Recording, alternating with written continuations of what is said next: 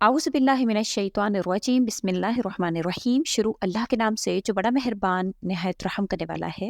लाखों करोड़ों दुरूदो सलाम हो कमली वाले आका मोहम्मद मुस्तफ़ा सल्लल्लाहु अलैहि वसल्लम पर, जो ख़ातमुन नबीयीन है, जो ख़ातमुल मुरसलीन है, कि जिनके बाद ना कोई नबी है ना कोई रसूल है। लाखों करोड़ों दुरूदो सलाम हो आले बैत पर। अस्सलामु अलैकुम। मेरा नाम है मोमिना मेहरबान और आप मेरा यूट्यूब चैनल पीरे कामिल देख रहे हैं। आज की जो वीडियो है वो कव्वे के हवाले से है कि जिस घर पर कौवा काएं काएं कर देता है, या जिस घर में कौवा बोलता है, तो वहाँ पर कौन सी मुसीबत, कौन सी आफत आती है। और इस्लाम में इसके हवाले से नबी करीम सल्लल्लाहु अलैहि वसल्लम का क्या कौल मुबारक मौजूद है। इंशाअल्लाह ताला मुकम्मल आपके साथ जिक्र करूंगी कि क्या इसके हवाले से बहुत सी ऐसी बातें मशहूर हैं, उनमें कितनी सदाकत है, क्या है उसमें। इंशाअल्लाह ताला इसको वीडियो को एंड तक देखिएगा। और एक और वाकया भी इसके साथ जो हकीकत से रिलेटेड है, हकीकत पर मबनी है, वो भी मैं आपसे जिक्र करूंगी। इंशाअल्लाह ताला आपने वीडियो को एंड तक देखना है।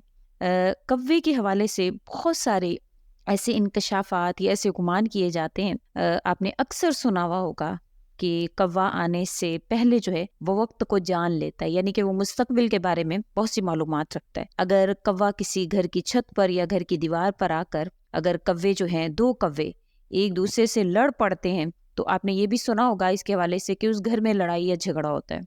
एक कौवे के हवाले से कहा जाता है। और कहा जाता है कि अगर कौवा जो है, कौवों का एक दूसरे से लड़ना जो है, वो लड़ना झगड़ना, इसको अच्छा नहीं समझा जाता। इसी तरह से कि अगर दोपहर के वक्त में कौवा जो है वो घर की दीवार पर या छत पर अकेला बोलना शुरू कर दे, तो उसके हवाले से कहा जाता है कि ये आपके लिए खुशखबरी है, आपके लिए दौलत में इजाफे की अलामत है, आपके रोजगार में इजाफा हो सकता है, आपको कोई खजाना मिल सकता है, आपको कोई कामयाबी मिल सकती है। या बाज़ लोग ये भी गुमान करते हैं कि इस घर में कोई मेहमान आने वाला होता है। और अक्सर ऐसे मैंने बहुत से लोगों को गाँव में और शहर में भी ये कहते हुए सुना है कि कौवा जो है वो आज छत पर बोल रहा है, तो आज घर में कोई मेहमान आने वाला होगा।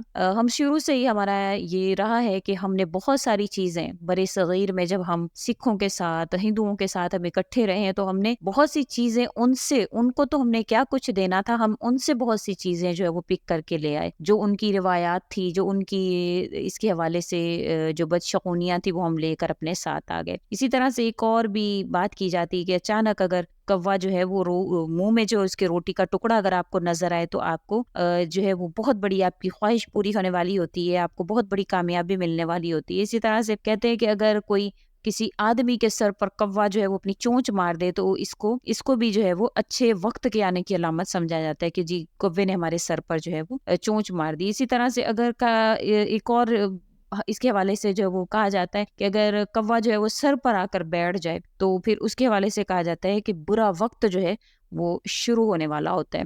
अब ये बातें किस हद तक सही हैं या नहीं सही हैं, इसके हवाले से नबी करीम सल्लल्लाहु अलैहि वसल्लम ने क्या बतलाया है और ये बातें फैलाई क्यों गई हैं, क्योंकि गाँव में, वो देहातों में और ऐसे इलाकों में अक्सर लोग इन बातों पर बेहद यकीन करते नजर आते हैं। अगर इनसे पूछा जाता है कि इन बातों का आपको किसने बताया है, तो वो कहते हैं जी हमारे बुजुर्गों का आजमाया हुआ है।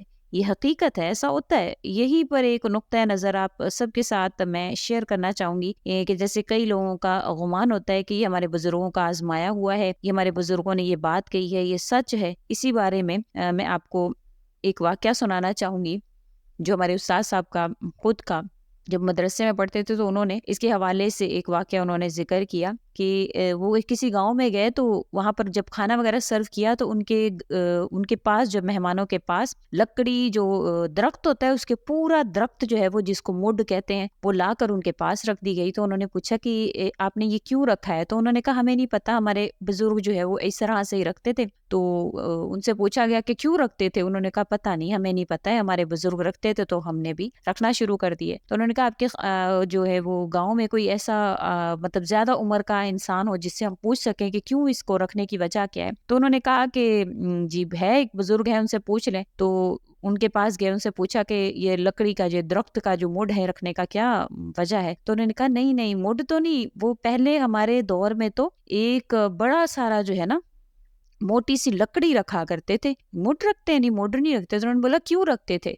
वो जो लकड़ी का बड़ा सा जो टुकड़ा है वो क्यों रखते थे? तो उन्होंने कहा कि हमें तो नहीं पता, बस हमारे बुजुर्ग रखते थे, हमें नहीं पता। तो उन्होंने कहा कोई और آپ سے زیادہ عمر کا کوئی انسان ہو تو بتائیں۔ انہوں نے جب اس کے حوالے سے بتایا تو ان کے پاس گئے، انہوں نے ان سے پوچھا گیا کہ بھی کیوں رکھا جاتا تھا وہ لکڑی کا بڑا سا بالا کیوں رکھا جاتا تھا؟ تو انہوں نے کہا کہ لکڑی کا بالا نہیں، لکڑی کا بالا نہیں، ہمارے دور میں تو بڑی ساری چھڑی رکھی جاتی تھی۔ تو انہوں نے پوچھا کہ کیوں رکھی جاتی تھی؟ کہتے ہمیں نہیں پتا، ہمارے بزرگوں کو پتا ہے، وہ رکھتے تھے تو ہم بھی رکھنا شروع ہو گئے۔ تو اسی طرح سے کرتے ان سے بڑی عمر کے بزرگ کے پاس گئے، ان سے پوچھا تو انہوں نے کہا نہیں، چھڑی تو نہیں، ہمارے دور میں تو ایک ٹہنی رکھا کرتے تھے۔ تو انہوں نے پوچھا بھی کیوں رکھتے تھے؟ کہتے ہمیں نہیں پتا۔ اسی طرح سے اور بزرگ کے پاس گئے تو انہوں نے کہا نہیں چھڑی نہیں، ایک ٹہنی نہیں، ایک لکڑی کا چھوٹا سا ٹکڑا رکھتے تھے۔ پوچھا گیا کیوں رکھتے تھے؟ کہتے ہمیں نہیں پتا۔ اسی طرح سے کرتے اگلے بزرگ کے پاس گئے، انہوں نے کہا نہیں چھڑی نہیں، ایک مسواک رکھا کرتے تھے۔ انہوں نے بولا کیوں رکھتے تھے؟ تو انہوں نے کہا مجھے نہیں پتا، ہمارے بزرگوں کو پتا ہے۔ اس طرح سے اگلے بزرگ کے پاس گئے،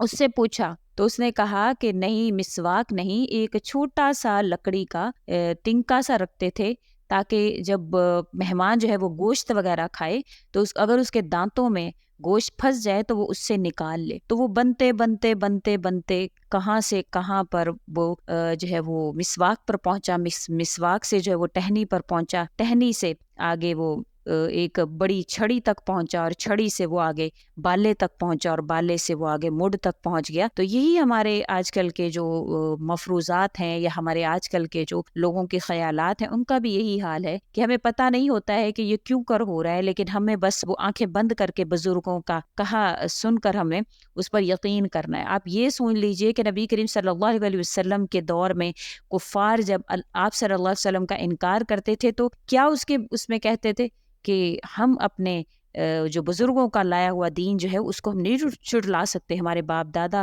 اس پر عمل کرتے تھے، ہم بھی یہی کریں گے۔ یہ دین حق کو جھٹلا دیتے ہیں، حالانکہ وہ لوگ سراسر گمراہی پر تھے، آپ بھی جانتے ہیں۔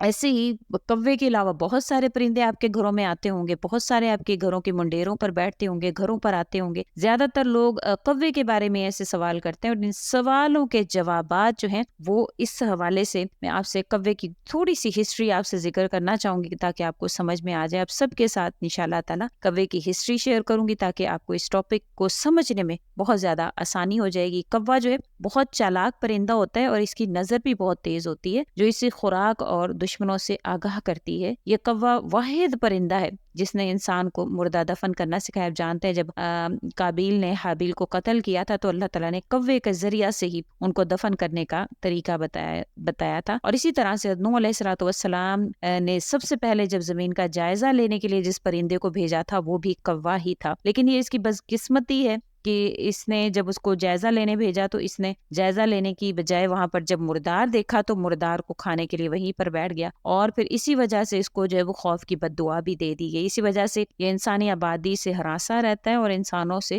چوکنا رہتا ہے۔ تو اب یہ تمام تر باتیں کہ کوا مستقبل دیکھ سکتا ہے یا اس کے کائیں کائیں کرنے سے کوئی فائدہ ہو سکتا ہے، یہ ساری کی ساری باتیں جو ہے وہ بیجا ہیں، بدشگونی ہیں۔ اسلام ان تمام تر باتوں پر ماننے سے گریزاں ہیں، اور یہ تمام تر جو باتیں ہیں اس کو ماننا یہ بھی بے دینی کی علامت ہے، اور اس کو ماننا نہیں چاہیے۔ یہ بدشگونیاں ہیں جو ہم نے سکھوں میں، ہندوؤں میں رہ کر اپنے اندر جو ہے وہ لے آئے ہیں۔ نبی کریم صلی اللہ علیہ وسلم کی ایک حدیث عبداللہ بن مسعود رضی اللہ تعالیٰ عنہ سے روایت ہے، نبی کریم صلی اللہ علیہ وسلم نے فرمایا کہ بدشگونی جو ہے وہ شرک ہے۔ آپ صلی اللہ علیہ وسلم نے 3 مرتبہ فرمایا، اور ہر میں سے ہر کوئی نہ کوئی گمان کرتا ہے، کوئی نہ کوئی وہم کرتا ہے، لیکن آپ صلی اللہ علیہ وسلم نے ان تمام تر وہموں پر، ان تمام تر جو چیزیں آپ بدشگونیاں کرتے ہیں، نبی کریم صلی اللہ علیہ وسلم نے اس کے حوالے سے فرما دیا کہ بدشگونی شرک ہے، لیکن اللہ تعالیٰ پر توکل کی برکت جو ہے وہ اس بدشگونی پر آنے والے کوئی نقصانات کو جو ہے وہ دور کر دیتی ہے۔ اب آپ کو میں یہ بات بتانا ضروری سمجھتی ہوں کہ صرف اور صرف اللہ تعالیٰ کی ذات پر کامل یقین رکھیں، مکمل توکل رکھیں۔ جو کچھ بھی ہوتا ہے، جو کچھ بھی ہوگا وہ صرف اور صرف اللہ تعالیٰ کی طرف سے ہے۔ جب آپ کا یقین پختہ ہوگا تو انشاءاللہ تعالیٰ آپ سب چیزوں کا جو آپ کے اندر وہم پرستی ہے، جو بدشگونی ہے، بد اعتقادی ہے، وہ انشاءاللہ آپ سے نکل جائے گی۔ یقین کریں آپ کی زندگی ہلکی پھلکی ہو جائے گی۔ آپ کو کرنا کیا ہے کہ صرف اور صرف اللہ رب العزت پر اعتقاد اور یقین اور توکل کرنا ہے، اور یہ تمام تر جو بدشگونیاں جو لوگوں کی پھیلائی ہوئی ہیں کہ کوے کے آنے سے یہ ہوتا ہے وہ تمام تر اسلام کے خلاف باتیں ہیں، ان پر ہرگز ہرگز ہرگز کان نہیں دھرنے چاہیے۔ امید کرتی ہوں آپ کو میری ویڈیو اچھی لگی ہوگی۔ اگر اچھی لگی ہے تو لائک کریں، شیئر کریں اور میرے چینل کو سبسکرائب بھی ضرور کر دیں۔ اسی کے ساتھ اجازت چاہوں گی، وآخر الدعوانا ان الحمد للہ رب العالمین۔ اللہ حافظ۔